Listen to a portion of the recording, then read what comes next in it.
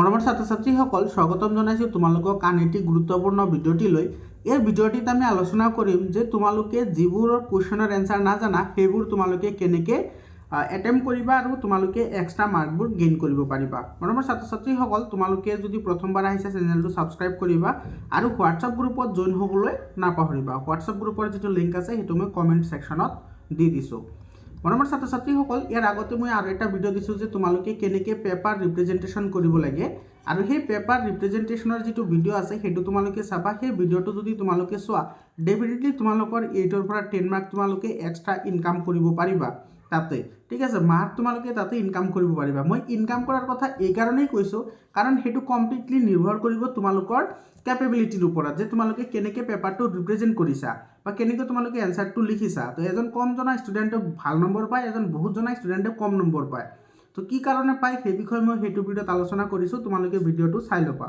আৰু আজিৰ এই ভিডিঅ'টোত আমি আলোচনা কৰিম যে তোমালোকে নজনা প্ৰশ্নৰ এনচাৰবোৰ কেনেকৈ কৰিবা। তোমালোকে ভিডিঅ'টো প্ৰথমৰ পৰা শেষলৈকে চাবা, ডেফিনেটলি তোমালোকে ইয়াতে মাৰ্ক গেইন কৰিব পাৰিবা।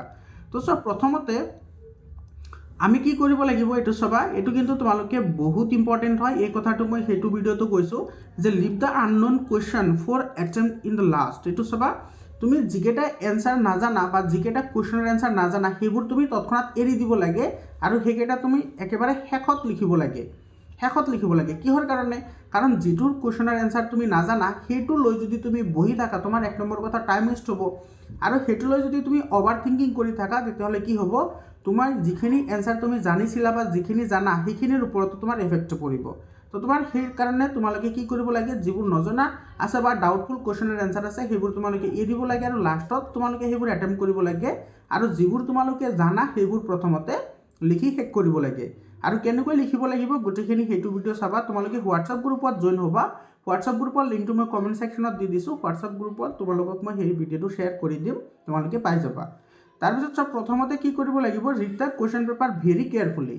এইটো কথাটো তোমাৰ দেখাত তোমাৰ সৰু এটা চেণ্টেঞ্চ হয় কিন্তু বহুত ইম্পৰ্টেণ্ট হয়। কিহৰ কাৰণে?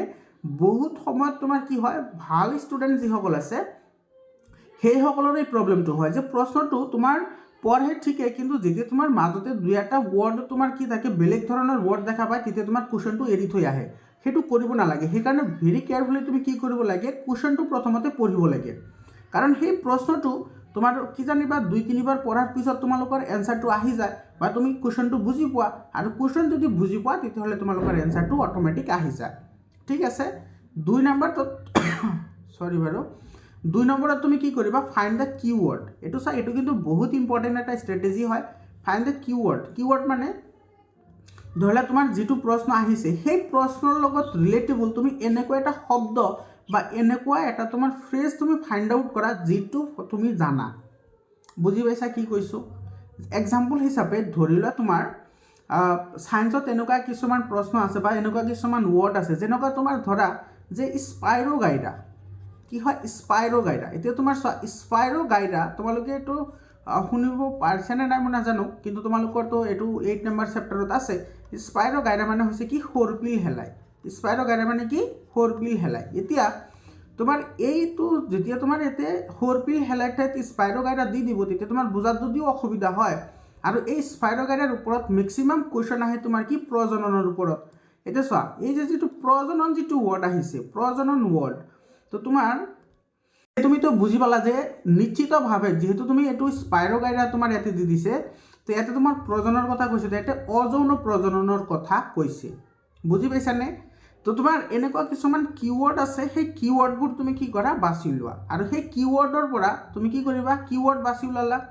কিৱৰ্ড বাছি ওলোৱাৰ পিছত তুমি কি কৰিবা, ফাইণ্ড দ্য পেৰাগ্ৰাফ। এইটো চা, এতিয়া তুমি পেৰাগ্ৰাফটো বিচাৰি উলিওৱা। কাৰণ তুমি অলপ হ'লেওতো পঢ়িছা, তো কিৱৰ্ড যেতিয়া তোমাৰ মনত পৰিব তেতিয়া তোমাৰ কি পাবা, তুমি পেৰাগ্ৰাফটো বিচাৰি উলিওৱা। আৰু পেৰাগ্ৰাফটো বিচাৰি উলিয়াই তোমাৰ সেই পেৰাগ্ৰাফত যিখিনি তুমি পঢ়িছিলা সেইখিনিৰ লগতে আৰু এই যিটো কুৱেশ্যন আছিল সেই কুৱেশ্যনৰ লগত ৰিলেটেবল কৰি তুমি কি কৰা, এনচাৰটো লিখি দিয়া।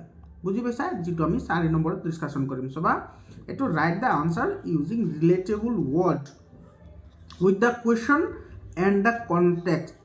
মানে তোমাৰ বুকত বা তোমাৰ সেইটো পেৰাগ্ৰাফৰ লগত আৰু সেইটো কিৱৰ্ডৰ লগত আৰু সেইটো প্ৰশ্নৰ লগত তুমি যিমানখিনি মিল আছে বা তুমি যিমানখিনি জানা সেইখিনি তুমি লিখি থৈ আহা, এৰাত নাই।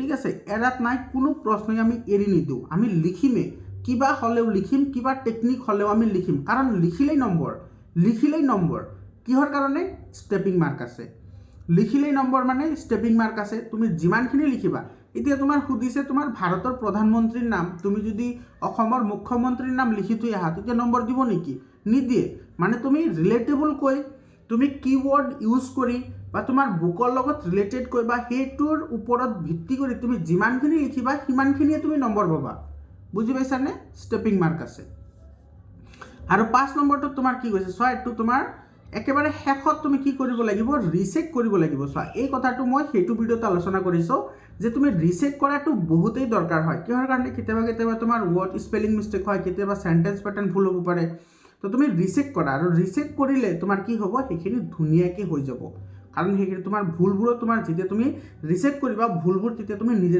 ফাইণ্ড আউট কৰিব পাৰিবা আৰু এইটো কৰিলে তোমাৰ 2 মাৰ্কৰ পৰা 3 মাৰ্ক তোমাৰ অটোমেটিক ইনক্ৰিজ হয় কাৰণ তুমি ভুলবোৰ শুধৰণি কৰি দিবা তো এইটো তুমি ষ্ট্ৰেটেজি ফলো কৰিব লাগিব তাৰপিছত তোমাৰ 6 নাম্বাৰটো বহুত ইম্পৰ্টেণ্ট হয় বিশেষকৈ এইটো এমচিকিউৰ ওপৰত চাবা এইটো তোমাৰ কি কৰিব লাগে এমচিকিউবোৰ যিটো আহে এমচিকিউ তোমালোকে জানা যে 7 টাইপ অফ এমচিকিউ আহে মেট্ৰিক পৰীক্ষাত 7 টাইপ অফ এমচিকিউ আহে আৰু কেনেকুৱা ধৰণৰ এমচিকিউ আহে তো সেইটো তোমালোকক মই কৈ দিছোঁ তো তোমাৰ এমচিকিউৰ ওপৰত লাগিলে মই আৰু এটা ভিডিঅ' বনাই দিম বাৰু তোমালোকে চিন্তা কৰিব নালাগে তো প্ৰথমতে তুমি কি কৰিব লাগে যিবোৰ তোমাৰ মেথছ দ্য ফলোইং এমচিকিউ আহে মেথছ দ্য ফলোইং বা তোমাৰ যিবোৰ তোমাৰ সিকুৱেন্সিয়েল কুৱেশ্যন আহে সিকুৱেন্স হিচাপে বা প্ৰথম কোন দ্বিতীয় কোন তৃতীয় কোন এনেকুৱা ধৰণৰ কি আহে প্ৰশ্ন আহে তেতিয়া তুমি কি কৰিবা প্ৰথমটো আৰু লাষ্ট অপশ্যনটো মিলাবা এইটো চাবা আৰু মোটামুটি 95%তকৈ বেছি মই এইটো কৈ আছোঁ 95%তকৈ বেছি যিবোৰ তোমাৰ সিকুৱেন্সিয়েল কুৱেশ্যন আছে বা যিবোৰ তোমাৰ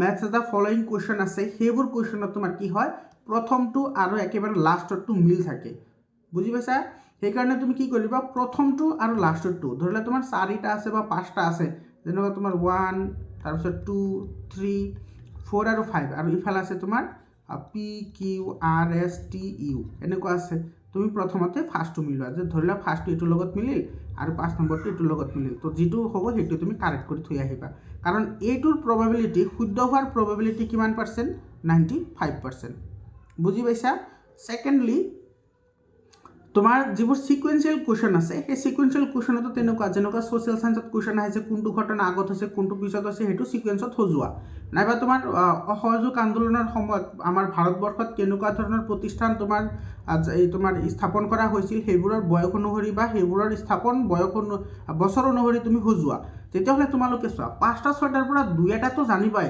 কমচে কমতো 2টা জানিবা আৰু সেই দুটাৰ ওপৰত ভিত্তি কৰিয়ে তুমি এনসাৰ কৰিব পাৰিবা আৰু সেই এনসাৰটো তুমি যদি কৰি আহা তেতিয়াহ'লে 95% চান্স থাকে সেইটো কাৰেক্ট হোৱাৰ গতিকে তোমালোকে 95% ইমান এটা হেভি ৱেট লৈ তুমি যদি সেইটো আন্দাজত যদি কৰি থৈ আহা ডেফিনেটলি তোমাৰ 95% তোমাৰ কাৰেক্ট হোৱাৰ চান্স থাকে আৰু তোমাৰ 5% ইনকাৰেক্ট হোৱাৰ চান্স থাকে তোমাৰ 95% বহুত চান্স হয় গতিকে তোমালোকে সেইবোৰ এৰাত নাই গতিকে তোমালোকে সেইটো কৰিবই লাগিব ঠিক আছে তাৰপিছত এইটো চোৱা 7 নম্বৰ মেথছ আৰু সায়েন্সৰ ক্ষেত্ৰত বিশেষকৈ মেথছ আৰু সায়েন্সৰ ক্ষেত্ৰত কি কৰিবা তুমি যিমানখিনি জানা সিমানেই লিখিবা কাৰণ কি ষ্টেপিং মাৰ্ক আছে গোটেইকেইটা ছাবজেক্টতে ষ্টেপিং মাৰ্ক আছে কিন্তু মেথছ আৰু সায়েন্সত বেছিকৈ এইটো ফ'ল' কৰা হয় গোটেইকেইটাতে ফ'ল' কৰা হয় কিন্তু মেথছ আৰু সায়েন্সত এইটো বেছিকৈ ফ'ল' এইকাৰণে কৰা হয় কাৰণ মেথছ আৰু সায়েন্সত তোমাৰ মেক্সিমাম ষ্টুডেণ্টে তোমাৰ কি তাৰ নম্বৰ তোমাৰ কম ইকুৱেট কৰে সেইকাৰণে তোমাৰ কি হয় যিমানখিনি লিখিবা সেই কুৱেশ্যনৰ লগত ৰিলেটেবল কৰি সিমানৰ ওপৰতে তুমি কি পাবা নম্বৰ পাবা বুজি পালা মৰমৰ ছাত্ৰ ছাত্ৰীসকল তো এইখিনি কাম তোমালোকে কৰিবা কৰিলে ডেফিনেটলি তোমালোকৰ যিবোৰ নজনা প্ৰশ্ন আছে সেইবোৰো তোমাৰ কি হৈ যাব ইজি হৈ যাব আৰু যিবোৰ প্ৰশ্ন তোমালোকে জানিবা সেইবোৰ যেতিয়া লিখিবা লিখাৰ পিছত তোমাৰ মনটো ভাল লাগিব আৰু ভাল লগাৰ পিছত তোমালোকৰ নজনা প্ৰশ্নবোৰো বহুতখিনি তোমাৰ মনত আহিবলৈ আৰম্ভ কৰে আৰু যেতিয়া মনত আহিব তেতিয়া তুমি সেইবোৰ লিখি দিবা বুজি পাইছানে তো এইখিনি আছিল যে তোমালোকে কেনেকৈ নজনা প্ৰশ্নৰ এনসাৰ কৰিবা তোমালোকে ভিডিঅ'টো শ্বেয়াৰ কৰিবা আৰু তোমালোকে হোৱাটছআপ গ্ৰুপত জইন হ'বলৈ নাপাহৰিবা তোমালোকৰ পৰীক্ষাৰ কাৰণে সকলোকে শুভেচ্ছা থাকিল লগতে মাঘ বিহুৰো শুভেচ্ছা থাকিল ধন্যবাদ